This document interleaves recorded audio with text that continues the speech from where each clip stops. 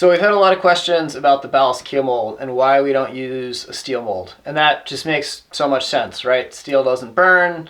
It's fairly easy to work with.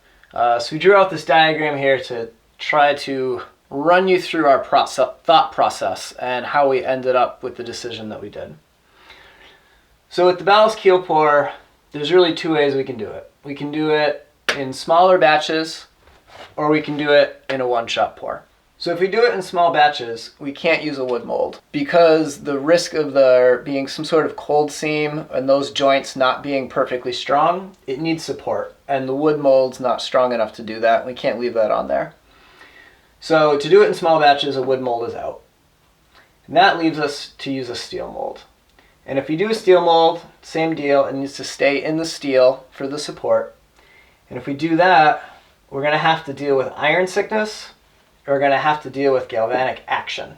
If we go that route and we have to deal with iron sickness and the galvanic action, the best way to avoid that is to encapsulate the entire keel in epoxy.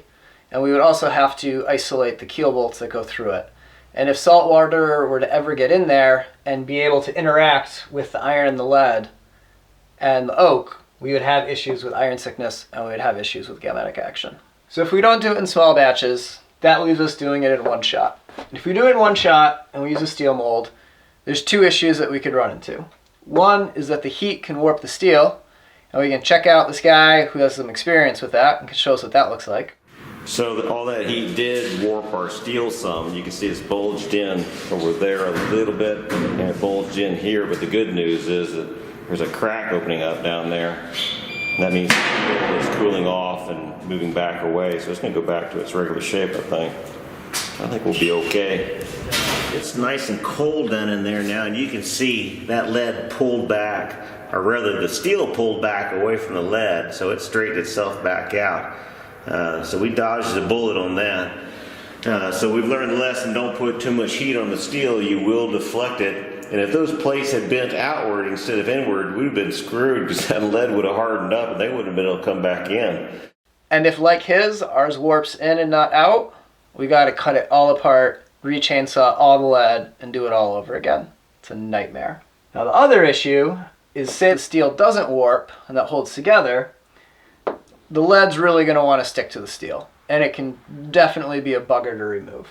So if you run into that issue, we either have to carefully cut the steel off and pry it away from the lead, and we risk puckering up the lead in the process, or we leave it in the mold, and it brings us back to dealing with galvanic action and iron sickness. Not ideal. So that brings us to what we've decided to do, which is do a one-shot pour with a wood mold.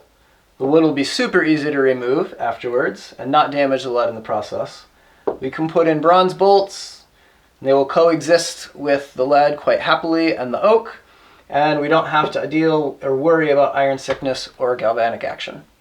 And that, to us, is kind of the ideal world and why we chose to do a lead keel with bronze bolts and an oak backbone in a wood mold. All right, so now I'm sure you're all wondering, we're going to put 700 degree molten lead into a wooden box that burns at, what, 400 or 500 degrees? How's that going to work? And kind of like galvanic action, where we're taking you back to, I don't know, middle school or high school science class, there's the same deal with this. So for something to burn, for it to combust, generally it needs two things. It needs heat and it needs oxygen. And without oxygen, you can't have fire. And that's how this works. So we put the lead in, and as it starts to rise, it's going to char the wood, and we might get a little bit of fire at that lead line. But because most of the wood is going to be covered in lead, it doesn't have access to oxygen, and therefore it can't really burn. So we should end up with a mold that's a little charred, a little burned, but nothing major. It should all hold together. And old timers have been doing this for generations, possibly centuries, all over the world with great success. So we're going to follow in their footsteps because they've paved the way and shown that this works. For future segments, we'd love to receive some of your questions via video so we can feature our community. You can film a short video of yourself posing your question and send it to acorntoarabella@gmail.com. In the meantime, our next segment will feature a little galvanic action experiment we set up for ourselves. And for those of you who are not following us on Facebook and Instagram, yep, that happened last Monday, so stay tuned for the video next week.